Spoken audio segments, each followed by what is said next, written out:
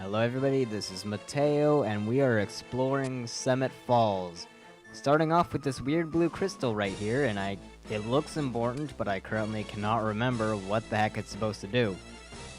So yeah, first off right here is 200 gil. I don't know what it is about me, but I always seem to go the right way. And I don't want to go the right way first, because treasure is down the wrong way. You see, I did it again.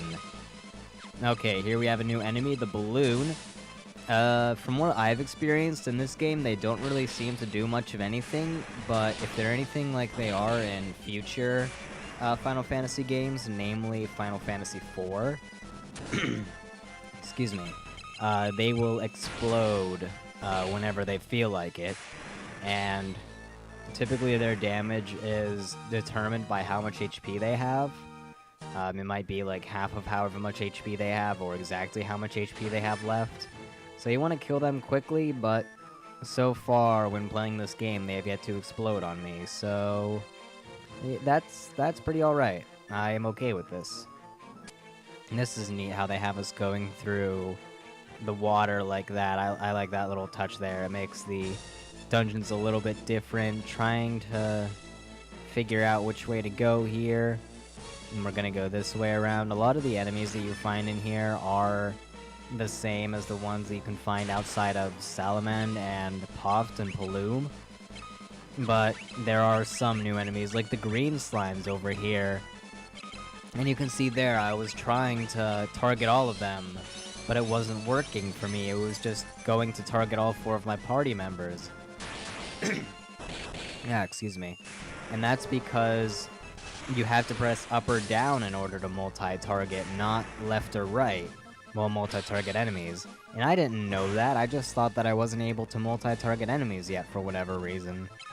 So, I'm going to start off hitting them one by one here, wasting a ton of MP because these spells are now taking up like 3 or 4 MP because they're level 4 or 3.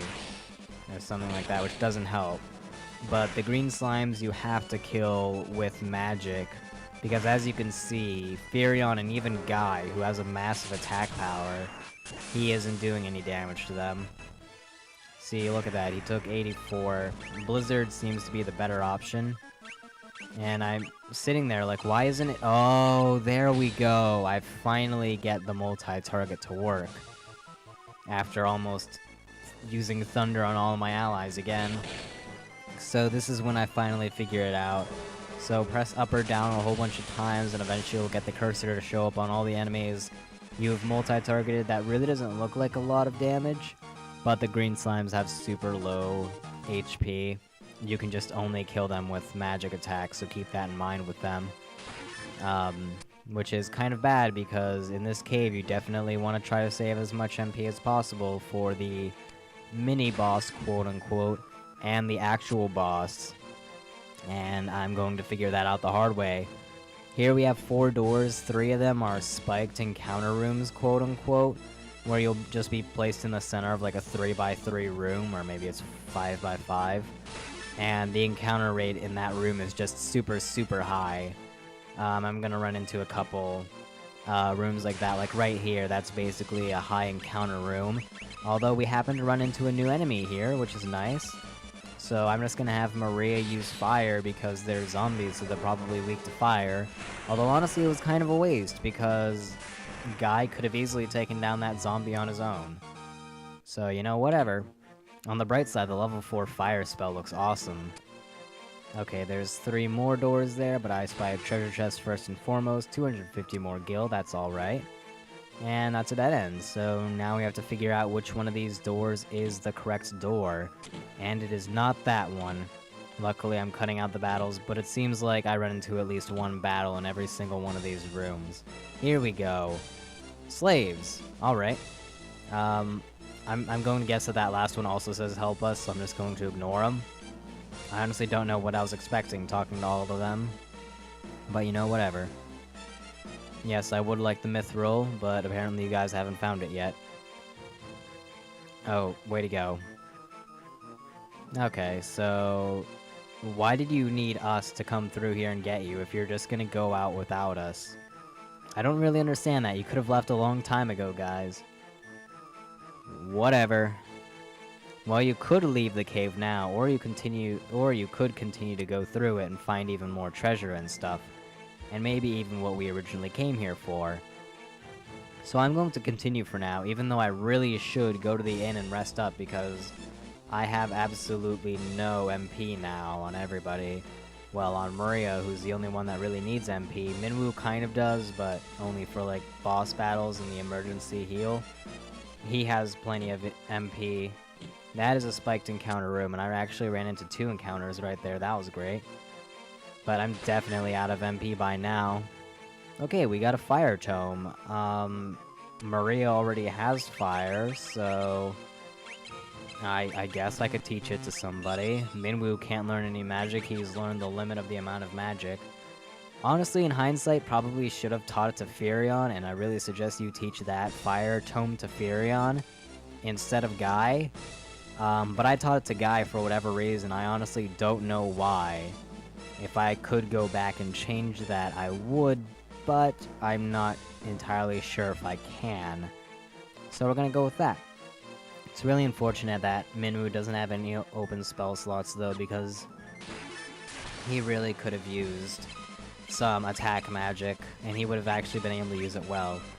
So yep, as you can see, I only have 1 MP with Maria left, and as you can see, this guy is a tank. Luckily, I taught fire to somebody else. Unfortunately, it was Guy. Again, really should have just given it to Furion, because I think he has slightly better magic power or whatever, and I don't know. So I'm going to just randomly attempt to teleport this guy out of the battle and see if that'll work, because it only costs 1 MP, and I mean, why not? Not like Furion's doing any damage anyways. Spoiler alert, it's not gonna work. It's gonna miss every single time. Maria hits for 0. See, that's why I should have given fire to Furion, because Guy has so much attack power that he's actually able to do a little bit of damage to the land turtle anyways, and Furion just absolutely cannot.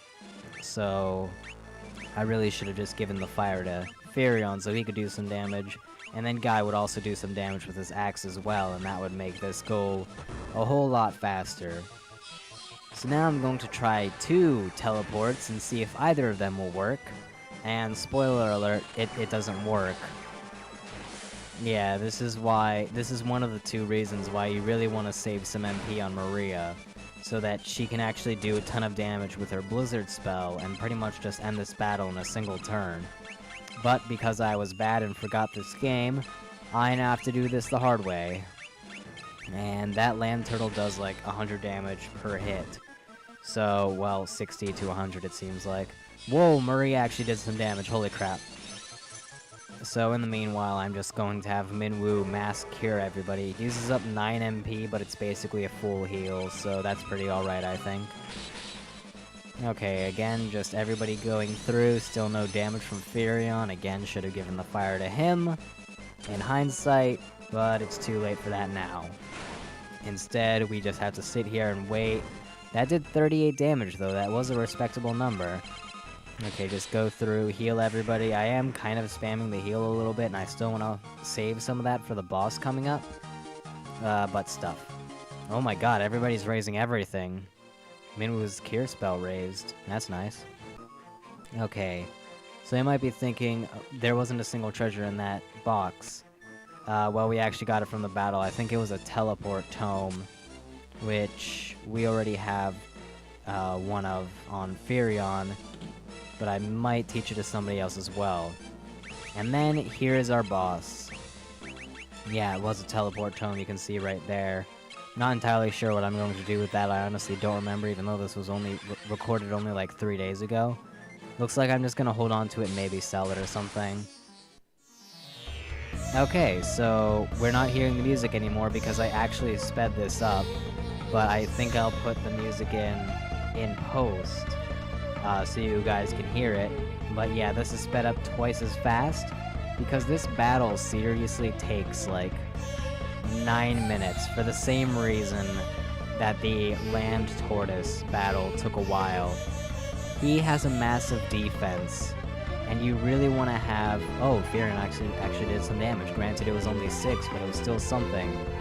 But you really want to have some MP on Maria, so she can hit him with Thunder or something and do a ton more damage than Guy could. So that was my fault. 19, wow, Furion, you're actually doing something.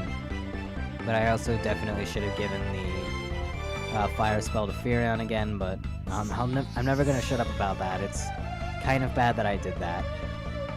But Guy is still going to whittle this guy down, but as soon as he runs out of MP, it's really just constantly attacking and hoping I don't get a 0 afterwards. And he does a ton of damage too. That was 120 damage right there. I could use Protect on everybody with Minwu, and they would probably hit everybody because he has it at a higher level. But if Maria were to use it, she'd definitely miss. So now Guy is completely out of MP, and we're basically doing single-digit damage to this guy with everybody. He has like 150 health or something like that, and we've only taken down about half of it with all those fire spells. So this battle is just going to take forever from here, and we only have a limited amount of cures left with Minwu, only like 2 more, because of how much I spammed it in that previous battle. So this really is not looking too good. Luckily, Guy gets a crit right there and does 12 damage. Yes, that was a critical hit, doing only 12 damage. I'm not sure if all the bosses in this game have super high defense, but this one for sure does, and I assure you guys, from now on, I will save some MP for the boss. I think I also buy some ethers afterwards because of this, as a just in case. Oh, we're actually doing quite a bit of damage. 31, yet another critical hit from Guy to end it off. Wow. And yet again, everybody's everything is going to increase. Axe level, Guy's fire level went up as though we're going to use that ever again. Hopefully not, at the very least. Oh man, that was a ton of stuff. And thus we get the Mithril. So overall, a success, I guess? Granted, it was a very sloppy success, but a success nonetheless. And now let's just use teleport to get out of here, because I am through with this place. The encounter rate is super high, which it seems like the encounter rate for this entire game is really high, but especially in the dungeons. Maybe it's because it was based on the NES game, and, well, NES games back then had a super high encounter rate. Well, we teleport back to Altair with the magic of video editing, and we are going to ask her about Dreadnought again for whatever reason. Yeah, not really the most proficient at this whole keyword system, but I'm getting there. Instead, let's show her the Mithril, and she will be happy face. And now we can buy new weapons and armor and stuff from this town. Yeah, the town shop actually changes, kind of, and by that I mean you can still buy the old stuff, but now in the armor and weapons store, there's a second guy there that you can buy stuff with. Well, yeah, you see there's this one guy, and then you talk to that guy right there, give him the Mithril, and then the screen will fade to black, and there will be another guy behind the desk at these shops. And so then you can talk to those guys and buy Mithril equipment. You can see him right there on the left. So yep, we basically just added 2 more people to this town, and we can buy stuff from them. And I'm thinking it's this one. No, that's the old guy. This is the new guy. Mithril knife, Mithril mace, spear, and sword. So upgrades for everybody all around, although no Mithril axes, which is very unfortunate. Guy does not get an upgrade, although he does have the battle axe, which is pretty good. And I realize Guy's dual-wielding axes. Furion can dual-wield swords, and I have no idea why I'm not buying him a second Mithril sword. I should, but the long sword will be alright. It's only slightly less powerful, and I guess it saves quite a bit of gil, so I can buy some armor as well. But if you have the money, definitely buy a second Mithril sword and just have Furion dual wield. I think overall the bonuses from having a second weapon greatly outweigh the bonuses from having a shield and a weapon. So you might as well just have the two swords or two axes, in my opinion, especially with axes, because you can't have a shield and an axe at the same time. So now we're down to only 62 gil. After some selling, we'll have slightly more at only 562. Oh, there's also the shield, so 637. Not a lot of gil, and it's definitely not enough to buy all of the equipment here, so I guess I'm buying a single pair of mithril gloves, and I'm just gonna give them to Firion, because he's the main character, or at least he's the person in first. So yeah, that's the whole idea behind that. And I'm sure after traveling to the next place or whatever, I'll eventually have enough gil to buy the rest of the mithril equipment, but we're gonna go with that for now. Now that we have mithril equipment and are considerably stronger because of it, we are going to get our next objective or mission from Princess Hilda. So we have to go to Bofsk. And that's a horrible name, so many consonants right in a row. But we have to go to that town and destroy the Dreadnought, the super powerful airship that they're building. But we'll do that in the next part.